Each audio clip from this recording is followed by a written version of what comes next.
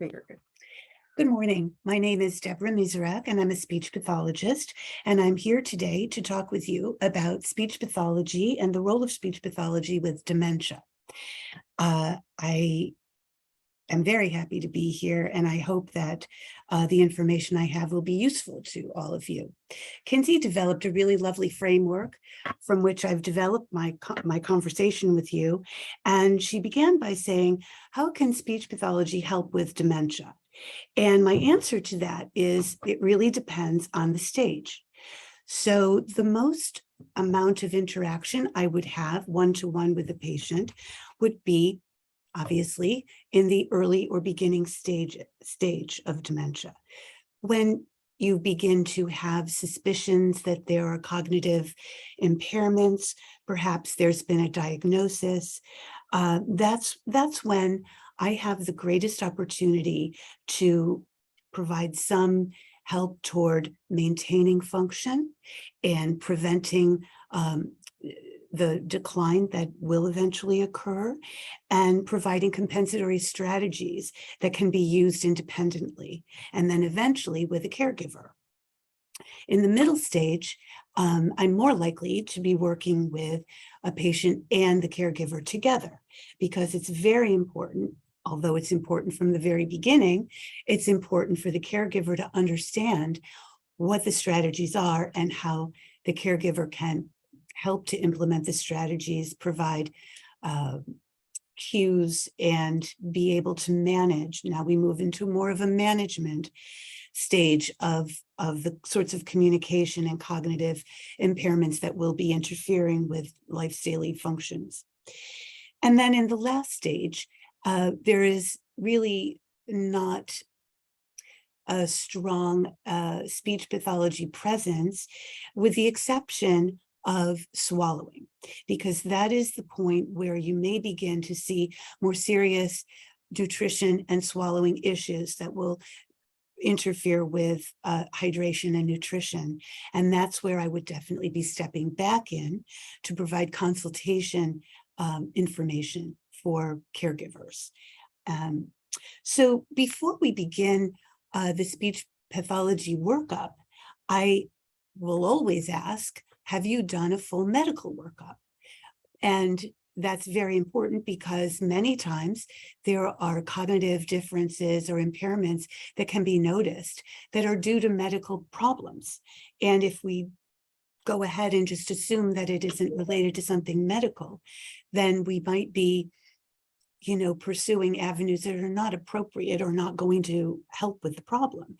So the physician needs to do a full medical workup, labs, all of that, and determine that all of that is where it should be and cannot be really accounting for any of the cognitive problems that we're observing from day to day. The most salient of these for me is dehydration. Dehydration is very common in older people. Younger people have water bottles attached to them each and every day that they move through their day, and that's just the way life is, and that is absolutely terrific. And people like me have learned to do that, and I have my water bottle everywhere I go, and I'm very intentional about it. Doesn't come naturally. But for older people and elderly people, it isn't natural at all. They are not used to drinking a lot, and it has a huge impact on functioning in many ways. Clearly, if someone is confused, it can be due to dehydration. And dehydration also leads to urinary tract infections. So whenever I had a patient who demonstrated confusion, I would always say, do they have a urinary tract infection? And if they did, then we would wait for that to pass, and then we would carry on with the evaluation. Or no, they didn't. So we know, okay, that's fine. When I tell people they need to drink all the time, well, I'm not thirsty. Well, when you're thirsty, you're already dehydrated as an older person. So you need to kind of be a little proactive about that. But what do I hear? Well, if I drink a lot, then I have to go to the bathroom. And that can be challenging for people with mobility issues. And I totally understand that. So that's a balance that must be maintained, but hydration needs to be considered hugely important. Next for me is, these go together, in terms of importance, but hearing. If you can't hear, then you're going to experience life as more isolating, and you are not a part of the conversations. And it also can lead to paranoia. So we want to make sure that hearing is intact. I understand that this can be very challenging. My hearing isn't what it used to be, and I know about that, and I'm very, very conscious of it. And I can see the kind of impact it can have down the road as it worsens. So I will be getting my hearing aids eventually. Getting hearing aids is really important. I know it can be prohibitively expensive, but if there is any way that someone can have hearing aids to help with their hearing loss, because the majority of elderly people have hearing loss, the better off they'll be. The earlier that happens, the better off they'll be, because hearing aids are not something that you pop in and suddenly you hear again. It takes a long time to get used to them. It can take several visits back to the audiologist, and it takes a great deal of patience. But what we do know is that they don't work if they're in a drawer.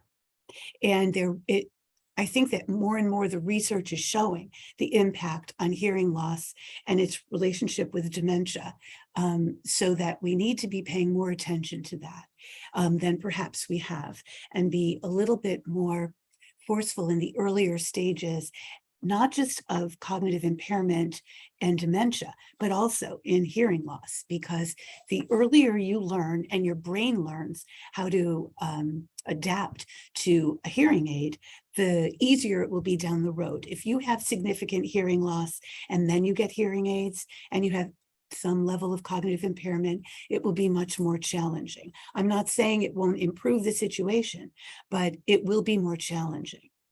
Next is vision. Getting those vision evaluations annually is super important for the same reason. I can't tell you how many patients I've walked into the room and I say, do you wear glasses? And they say, yes. And I say, all the time? And they say, yes. I said, well, where are they? And they're in the drawer. And glasses, like hearing aids, do not help us much in a drawer. So, and I also know that there's the practical issue of going to the hospital or rehab with these things and facing the possibility that they could be lost or whatever. And that's hugely expensive.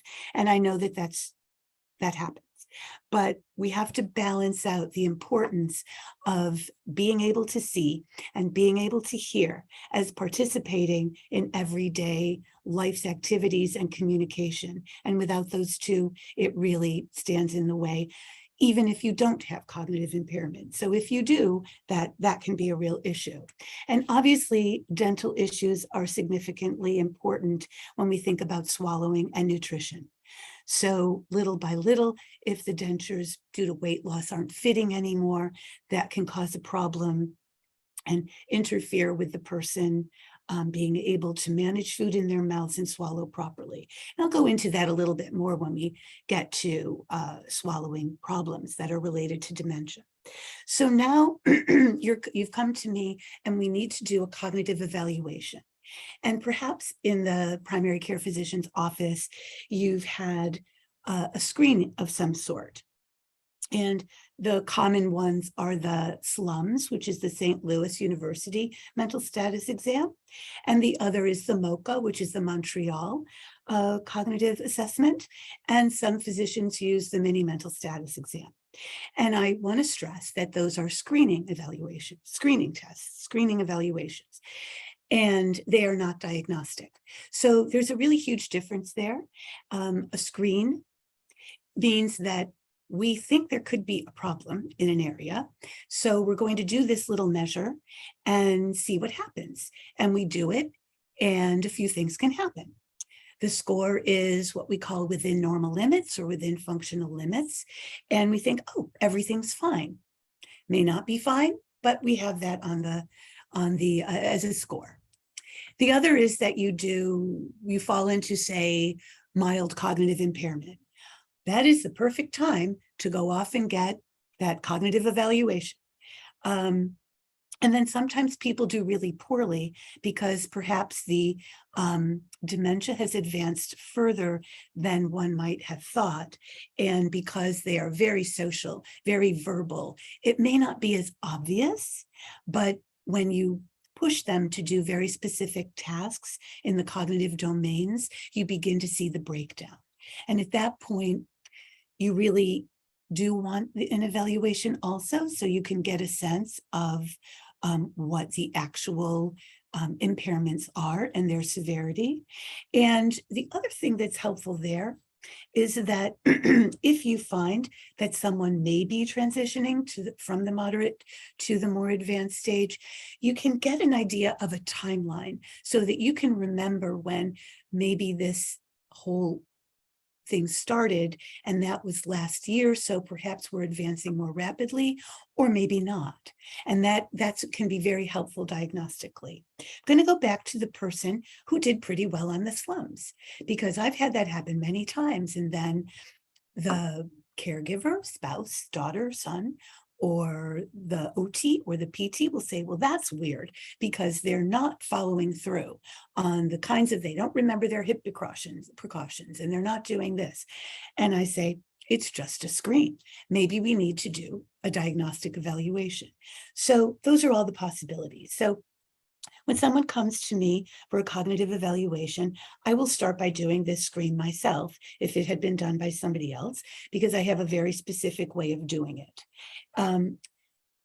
I have copies of each of these that I was going to pass around. And I think that what I'll do is, in an effort to explain a little bit about what I'm looking for as a speech pathologist while performing a screen, it might be helpful information in understanding what's important to me and what isn't. And then I can talk a little bit more about a full evaluation, but it might be a little bit redundant because it would just be sort of an expansion on what I'm looking at when I'm doing a screen. So we'll take the slums. So basically, when I'm evaluating someone, I don't just want to score. I am looking at many, many other things. Are they able to hear? Are they able to see? Are they engaged with me, or are they distracted? Do they appear to have impulsivity, or perhaps they are not engaged, or they're distracted by the television, which I always turn off. And then we try to engage in some interaction, because doing this evaluation, even at the screening level, can be very threatening and intimidating. When I go into an evaluation and the doctor's ordered a cog eval, and I'm there to say, I'm here to do a cognitive evaluation, people can be afraid of what might be found out about them. They may, now they have to perform. It's very scary and threatening. And I'm very aware of that. And many times people will say to me, I'm not doing it. And I say, absolutely okay. You can always refuse. This is why we're doing it. And then that might be that, or somebody might convince them to do it, and then we have a relationship and they feel comfortable with me. But it is scary, and I think it's important to point that out. It's not getting blood work, where you give them your arm. It's scary. So we start out with orientation, and on this one, I ask them, well, what's the day of the week? Now, I'm going to interject a little humor here. We live in Florida, so I don't know how anybody's supposed to know the day of the week. But if you've had a traumatic experience, and for example, these are the patients I see, you've gone to the hospital, and now you've gone to rehab, I don't know how you're going to possibly know the day of the week. So I give everybody that point and an extra smile if they get it right, but that's a tough one. The year, you should know the year. It's really important. No matter how much you've been through, you should know the year, and you should know the state. The next one is, I'm going to say, I have 5 objects I need you to remember. And I'm going to give you some time, do some other things, come back. Frightens everybody. They're never going to remember. And then most people say, apple, pen, tie, house, car. I don't do it that way, because that doesn't help me. What I do is I say, okay, here are the 5 words. I'm going to say them 3 times. I want you to say it, each one after me. Don't do it with me. Don't anticipate it. Do it after me. And then when we're done, I'm going to do something else, and then I'm going to come back. And then I give them the word apple, and I look like I'm eating an apple. Give them the gesture. Pen, I hold up my pen. Tie, necktie, house, and car. I give them a gesture. I do that 3 times. I make them say it after me. Why do I do that? That's cheating. You're giving them extra help. I'm not doing research. The score doesn't mean anything to me. I want to know, can you use strategies? Will you come up with strategies on your own? If I give you one, will you take that on yourself? How invested are you in getting this correctly? That's what I learned from that. We do that. I go on, we do math. I said, okay. And I say, you have $100. You spent this much. I want to know, how much did you spend? I have to, that requires them to add. And then how much do you have left? Everybody thinks they need to do it in their heads. I say, no, I can't do math in my head, it's pen and paper. They do it, they get it, they don't. I'm looking at, is there a reason you don't want to use the pen and paper? Are you happy with it? You got it wrong, but you still won't use pen and paper. That tells me something. If you do it in your head without pen and paper, I'm super impressed. You get the same points, but I'm still very impressed with you. And how like some people will sit there and work really hard to get it right, and other people don't care. It's not that they don't care. That's not important to them. And that's important to me as a clinician to know moving forward in therapy, what motivates you and what's important for you to be able to do. Then the next one is important. I need you to name 15 animals in 1 minute. I don't know, 50, I don't know animals. You're 82 years old, you know animals. If I gave you all day and came back tomorrow, you'd have 150 on a piece of paper. But I need 15 in 1 minute. They can be zoo animals, farm animals, pets, any kind of animal. Oh, you're giving them help. No, I'm not. I'm giving them clues. Are they going to use those clues? Are they going to say, okay, forest, we've got this, that. But you need to be able to give me 15 animals in a minute, because that means that you can take a category, organize that in your brain, and then access that information. That's very important cognitively for me to know. You get 14 or 15 or 12 or 13, that's not so bad. You get 4, that's a problem. Digits backwards. Digits backwards is on here. It means I give you some digits and you have to give them to me backwards. I'm trained in traumatic brain injury from the beginning, and I had patients with significant traumatic brain injury who could do digits backwards with no trouble, but they really couldn't do other functional cognitive things. So I don't put a lot on this. The next one, huge for me. Can you draw a clock face and set the time? Hugely important.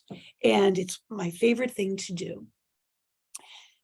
Can you organize? And I will say, I need you to draw, I give you a circle, draw a clock face on this circle. See that clock up there?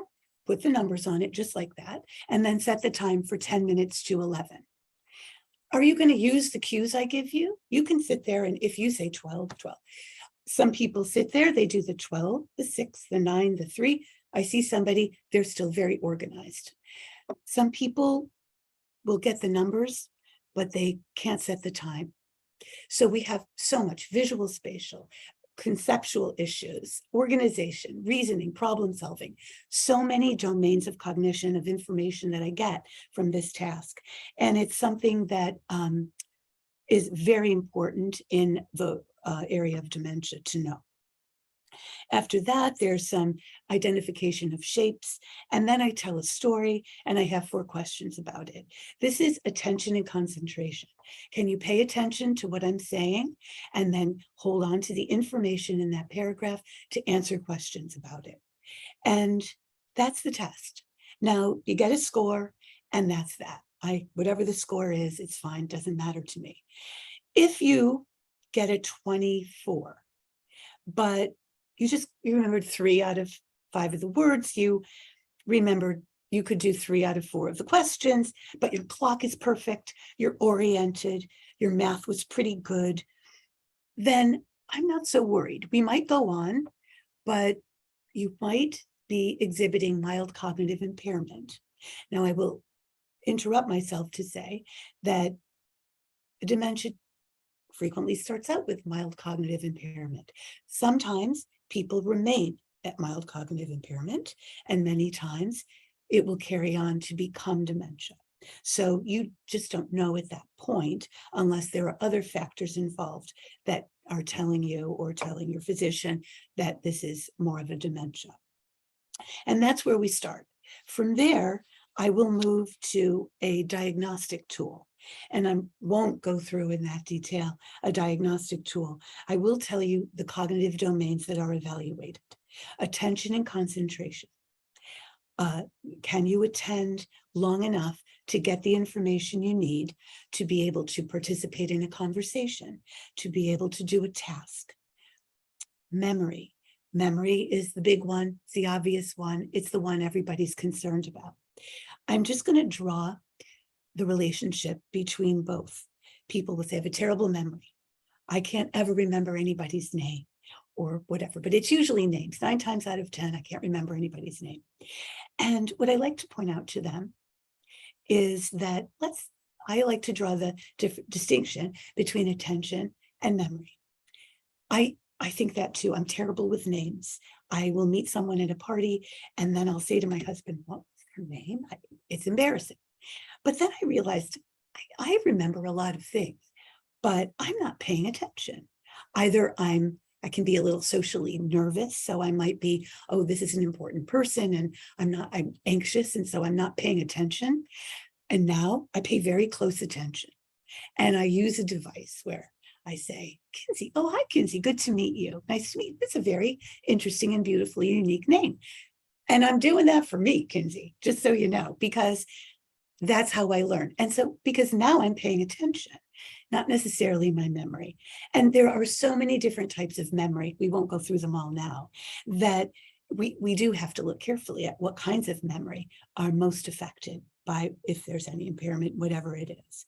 Executive functioning, you might hear this term. What the heck is executive functioning? Well, these include the areas of organization, problem solving and reasoning, and judgment.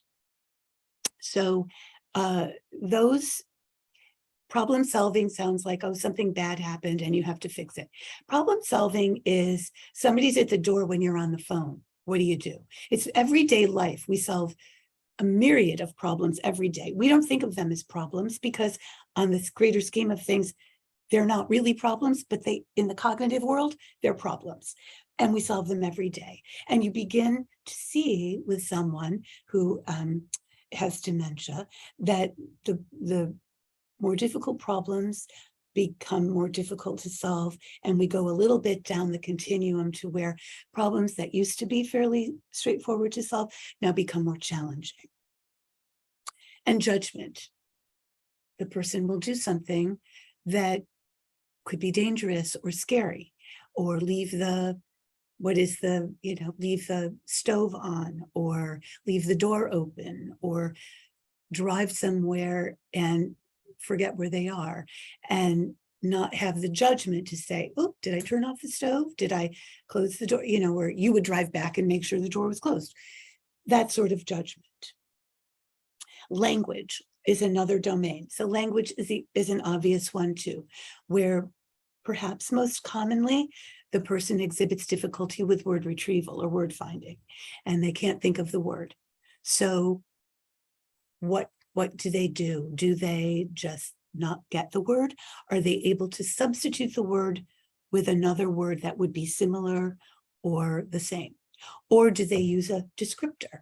I can't think of a tree, but it comes up from the ground and it's got the leaves on it. And in the fall, not here, but where I'm from, they've turned beautiful colors and fall off. Yeah, oh, a tree. Oh, yeah, okay, yeah, I gotcha. I am fighting the urge to talk about therapy while I'm talking about evaluation, but I might just do it anyway because it might be more efficient.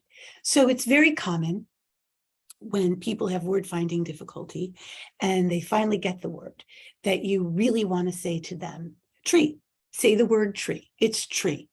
Okay, good, say it 5 times now, tree, tree, tree. See, now you've got the word back. They don't have the word back. And that really doesn't help at all. And it might make you feel good that they got to say the word, but it doesn't help them because it's not in their access. And so it won't be or maybe it will be, who knows, in their access the next time they need the word. Perhaps more importantly than that, it can be very frustrating. And I think, we all know the last thing that we want to do as caregivers is do anything that's going to frustrate or upset our person, because whatever that is, it isn't going to be helpful. And it's going to make whatever task that is even harder that follows. So I think personally that that's one of the hardest things to learn, because we're always in the mode of we want to make it better, but we can't make it better. So let's make everything pleasant. And I know everything isn't pleasant, but to the extent that we can promote that, that's what we have to do. And I think that's the hardest thing to learn as a caregiver. Okay, moving in and out of roles here. And then visual spatial skills. So just depth perception, if you have stairs in the house, moving from indoors to outdoors. Those are the sorts of visual spatial things. So you might see someone go to pick up something and they overreach, or they can't quite get it, or they might hold it funny, or it's just not as adept as it once was. All right, so then we do this evaluation, diagnostic evaluation. This can be done in a couple of ways. A neuropsychologist is another person who does cognitive evaluations and does full comprehensive cognitive evaluations with people with dementia. And they're very long and they're very comprehensive, and you get lots of information out of them. I myself am a frustrated neuropsychologist. That's not what I am. This is a person with a PhD, and they do evaluations. And I think they're terrific, and I do wish people could have them. But they're usually not paid for by insurance, and they're very, very expensive. But I think they're totally worth having. But I live in a world where that isn't usually possible. And so speech pathologists trained in cognition and cognitive evaluations are also able to do cognitive evaluations. They're slightly different, I think, that are in a couple of ways. Speech pathologists, when they do evaluations of anyone, are always thinking, how do I make this a therapeutic goal? What are we going to do in therapy? And that isn't really what a neuropsychologist does. They will give you the data and they will tell you where the problems and the impairments and the strengths and the weaknesses are, but you will not be going back for therapy, as far as I know. Could be some out there doing that, and that would be great, but they would be rare. But in speech, that's what I'm looking at. I'm also looking at communication, because for me, my goal as a professional is to maximize communication. Yes, I can deal with all kinds of cognitive issues toward the goal of maximizing communication, because that's what we're all about as human beings. And so in speech pathology, whatever might interfere with people communicating optimally with one another, that's my job to figure out what that is and help make that better. And communication is a two-way street. So it's important that the other person, that is mostly with the person with dementia, is present for therapy. Except in the very beginning, and I'll get into that down the road, but that's what I'm thinking about when I'm designing therapy. I think I'm going to go through everything and then I'll go back and do swallowing, because I think that might make more sense. So someone comes in, we determine that they have a mild cognitive impairment at this point. There are some concerns that they may have dementia. At this point, the patient might be coming in by themselves. They may be even driving still, or they may come with a spouse or daughter or son, whatever. I always love to have family members with me. That's completely up to the patient at that point, because they may not be ready for that. Some are, some aren't. And whatever works for the patient at that point is fine for me. At that point, we would be working on developing some independent compensatory strategies. one of my favorites, I can't show it, but it will be attached to whatever Kinsey distributes to you, is this little form that I use called the daily plan. If a person is somebody who is a list person and they do lists every day and they have a calendar and it is always next to them for their whole lives, that's what they've done, then this will be easy to implement. Slight modifications that I found helpful for the future, and I'll sort of go over them, but not as difficult because the person is likely to do that. Nothing gives them greater joy than checking something off at the end of the day or completion of the task. So my daily plan has a date on it and the day, you note the day, and it has a section called Today's Focus. And that's like, what's happening today? Well, I have a doctor's appointment today, going to a lecture at the Dubin Center. Okay, great. Then it has the to-do list. Well, I have to make the dentist appointment and I have to pay the bills. And this is what I have. And you can write those things down with a convenient little box next to it so you can check it off with great triumph at the end of the day. Then a section for little notes. Okay, whatever you want to write there. Underneath that, meals. As I indicated earlier, nutrition and hydration become challenging with older people. Older people tend to eat less and maybe less predictably, and maybe the diet is less well-rounded. Could be for many reasons. Taste change, medications make tastes change, dentition changes. So it's always good to say, to write down what you ate that day. It's not because we're counting calories or anything like that. Really, we're looking at, did I eat today? Did I even eat breakfast? Have I eaten since breakfast? And that's important to note if it's a concern. Nutrition is hugely important, obviously. And then you can just kind of take a note of that. And at the bottom of the page, there are little glasses of water, 8 of them, and they're numbered. And every time you have a glass of water, you can check it off. I think this is great because it just brings it to your attention.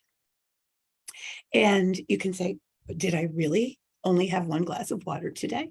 Or, wow, I had 4. That's pretty good. Nobody's going to have 8. I know that.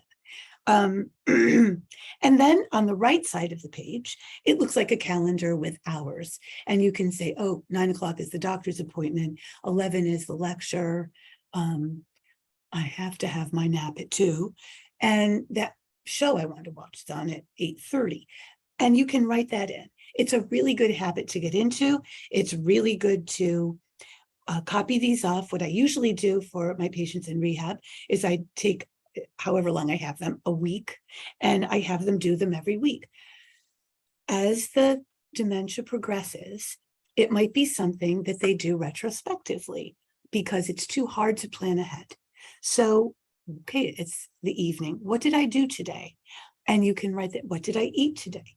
It still serves a purpose. And sometimes it helps to become prospective so that, oh, well, if I did that today, then this is what I'm going to do tomorrow.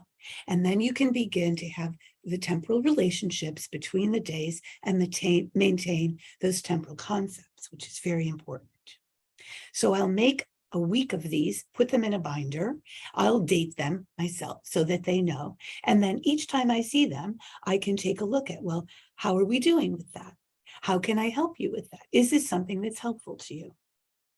At the end of the day, there's an assessment, and I think this is terrific, and I think everybody does this normally anyway. You have 3 choices. The first one is rocked it, super day, had a great day. Middle of the road satisfactory, nothing to write home about, but it was okay. And better days are coming. It's okay. That's something to talk about. It wasn't a great day. Okay. Always looking for ways for interaction. What do we talk? Well, why wasn't it a great day? Well, when I went to the dentist, he said, I have this issue. Now I've got to deal with this issue. And that upset me today. So made it a bad day. And then you're keeping all of the information in the loop. That might have happened at 9 this morning, but it's 8 o'clock at night and we're still talking about it. We're keeping it for the future. All about the communication, the quality of the communication and the interaction. Then we have the person who has never had a daily plan in their lives. They didn't keep a calendar. They had someone say, you have a meeting at 9. Oh, okay, I'll go do that. And it doesn't mean that this doesn't work. People who are motivated in therapy will say, well, I'll try it. And if they can do it and they do it every day for a month, they can habituate to it. And it really does help down the line. I say to them, look, I know you haven't done this, and it might seem silly or even super easy right now, but it may not in a few months or 6 months or 8 months. And so this is like the piano. If you practice every day, it'll be better. You'll be able to play that piece in 8 months. But if you don't, it's still going to be hard in 8 months to play it, but it's going to be actually even harder because the skills that you have today, you may not have then. So let's give that a go. And sometimes people will try it and sometimes they won't. So that's one thing that I like to do. I have a lot of activities that are high-level cognitive tasks that are sort of like puzzles. And people with mild cognitive impairment or at the very early stages who were high functioning, and they love the crossword, they love that number thing I can't do, Sudoku or something, I can't do that. Now everybody's doing that Wordle thing, which I can't do either, but I'm a Scrabble person.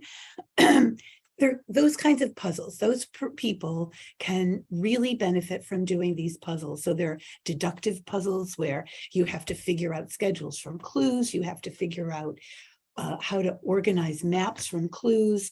And how is this helpful? Because in order to do those things, you have to develop strategies. And I can watch you and say, okay, I see that you're beginning to develop a strategy, and there's sort of a continuum. You can develop your own strategy. That's great. Let's try something harder. Can you adapt that strategy to the harder task? And if they can't. Then you have somebody who can get started with a strategy, not quite sure, but they're on the right track. Okay, let's fill in the blanks there. And then let's practice that strategy. Let's practice it on a discrete task, and then let's practice it at home. And that's where it's great to have the caregiver there, because everybody's all in it together and they know they're in the loop.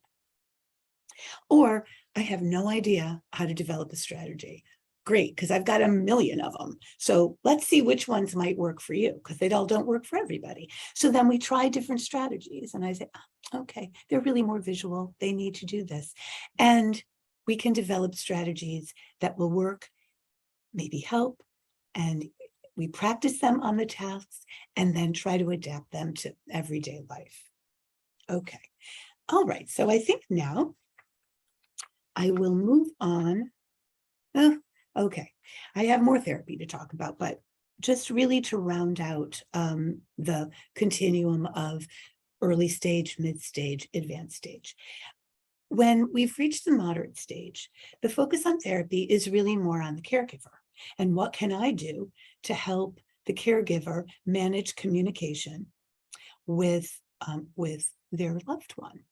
And it really is trying to keep things pleasurable. It really is. And using cues or sometimes strategies or sometimes objects or sometimes pictures to help with that. It's very idiosyncratic, so I'm always reluctant to say something like a communication book. I'm not sure how many of you have run into those. They're not my favorite. I've never seen anyone clinging to their communication book because they can't communicate without it, who is a person with dementia. So I'm a little skeptical. I can say, when we were talking earlier about word retrieval, let's try, okay, how about if I help you describe it? Or how about choices? How about narrowing choices? How about, can you take me there? And then when you hit utter failure wall, that's going to put this aside for a while and we'll go back to it later. Let's do something else. Avoid new learning requirements. Seems obvious, but sometimes we're just faced with them and we think, okay, if the person's not done this task before, or it's relatively new, then it's going to be very difficult to teach them, and it's going to become a very noxious experience for that person, and we don't want that to happen. So I wouldn't go there. And I wouldn't argue or try to convince or persuade. I think these are all obvious, but I need to say them. And I wholly recommend support groups. I think that that's also very idiosyncratic. They can work for some people and be very, very difficult for other people. And that is a totally personal decision. But I think to the extent that somebody gives them a try, I think it's worth it. I know people for whom it saved their own lives, really, and other people who just didn't really work for them. So that just depends on you. In the advanced stage, I have very little to do with the patient, and again, focuses on management of the patient, the caregiver, on a day-to-day basis. This is usually the stage when physical care becomes more demanding in terms of ADLs, wandering, sustained confusion, and typically the point when one is faced with a decision about placement. So that's a very, very difficult stage. And it also is a good way to segue into dysphagia or swallowing disorders, because that's generally when you begin to see these manifest. So at this point, I will be called because someone has a weight loss. Most common, I would say. Kinsey, would you agree? Yeah, weight loss or behavioral difficulties around meals. That can be difficult, getting someone to eat. And so the most important thing is to figure out, is there a physical reason, a physiological reason, or even anatomically, with dentition, why the person can't eat? Is there really a swallow disorder? Or is it a behavioral issue? I have to say, I hate that term because I think it's not used properly a lot of the time, behavioral, but I use it to determine a real swallow pathology versus just a part of the sequelae of dementia that makes it difficult for someone to participate in the behavior of eating. So I usually observe the patient eating, and if I see that they're chewing, so what are the symptoms of difficulty with swallowing? Prolonged chewing. They chew forever, and they have a delayed swallow, or they fill their mouths before they've emptied, or they pocket food, or frequently toward the end stage, you will get vocalizations during eating, and that can be very dangerous and risky for aspiration. So clearly what we're all worried about with the swallowing at this point is the risk of aspiration, and then aspiration pneumonia, which is very common in this stage. So we want to make sure that maybe they need a diet downgrade. Maybe regular food at this point really isn't safe, and they need to move to softer foods so that we can avoid choking. So what I always used to say is aspirating is not fun, but choking is the worst. So you do not ever want to have a situation where choking is a risk. So if you have softer foods, or even the hated puree, at least your choking risk is diminished significantly. Sometimes people just need assistance with eating, not necessarily being fed. I'm not there yet, but sometimes just a reminder to alternate their solids and liquids. Sometimes people do not any longer have a swallow trigger, so they chew forever because they're not getting the signal to swallow like we all get. So sometimes a little bit of a liquid will help to initiate that or trigger that swallow, and then they can empty. And then it's always good to alternate solids and liquids to clear the mouth of any residue that could remain there, and then go down into the airway when it's not protected during swallowing. So looking at dietary levels is something that I would do. I don't like to change them, but sometimes it's necessary. Eventually, the person might require feeding, and then I call that careful hand feeding. And it's very important that the person who does it knows what they're doing. It's not just sticking food in somebody's mouth and expecting them to take. It's not like I broke both my arms, so I need you to feed me. I know what to do when you get it there. I just can't get it there. It's really at the point of the oral phase that the problems manifest. So you need to be able to know what is the amount the person can take. Usually it's a small amount. A small amount might be easier to swallow than a larger amount. You want to know, have they swallowed it? So you need to be able to recognize when somebody's swallowed. And having an empty mouth does not mean they've swallowed it. You need to be able to hear them swallow. Sometimes you can hear somebody swallow. Sometimes you need to palpate their neck to see if their larynx went up and down. And if somebody has a lot of fatty tissue there, you can't see that happening. If it's somebody who you can see, observe their larynx going up and down, then you can see it. But you don't know unless you've done those things. An empty mouth will not tell you that somebody swallowed. And knowing, okay, shall we alternate that with a drink? Can they tolerate straws? Sometimes straws are dangerous because the person isn't able to control the amount of liquid coming up through the straw. So they get too much, they can't manage it, and then it goes into their airway before they're able to swallow and protect their airway. So those are all of the things that I'm looking at when I evaluate someone for swallowing, for a change of diet level, and perhaps increased supervision or assistance with eating. When someone is in the advanced stages of dementia, they will eventually stop eating. And it's very scary because it means that they're at the end of the journey of dementia. And so I'm going to bring up the topic of G-tubes because it 90% of the time comes up at this stage. And it's kind of an important thing to have thought about early on, because at this stage, there are so many things that you're thinking about that a decision like this is a really, really tough one to be faced with. And so if somebody ends up in the hospital and the doctor said, well, you know, if you want them to have nutrition and hydration, then we have to put in a G-tube. And you need to be educated about that.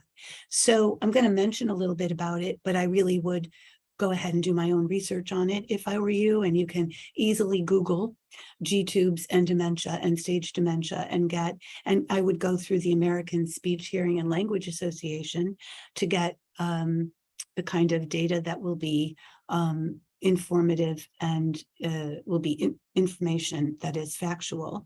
Gerontology would be another journal that will give you the kind of information that you're looking for. But generally, when we are faced with that decision, here are some things to think about. Usually we say, well, let's do a G-tube because we're afraid they're aspirating. And now they've had pneumonia 3 times in the last year. And, you know, we need to get rid of that problem. A G-tube will not avoid aspiration. There is pretty much the same incidence of aspiration with G-tubes as without. Because with a G-tube, there's an increased reflux, and the reflux can come up and the person can aspirate the reflux. So it's not that it's something they've eaten, it's something that they've aspirated. And it's very common to happen. And especially when people are at the end stage of dementia, they may not be sitting up as much as they were earlier on, and they might be lying in bed more, which makes aspiration pneumonia even more possible. So you're not avoiding aspiration in any way, shape, or form. At this stage of the disease process, the organs of the body are not able to function at the level that they were. So adding more food or nutrition of any kind is overpowering the ability of these organs to function, and then they will eventually just shut down because they can't keep up with the kind of nutrition that they're being given because they are shutting down as a part of the process. So while it is true that artificial nutrition can extend life, I think it's important to look at quality of life and what that is. at that point. So quality of life, again, is an idiosyncratic thing. I provide facts, not opinions, and that's for every person to make their own decision about.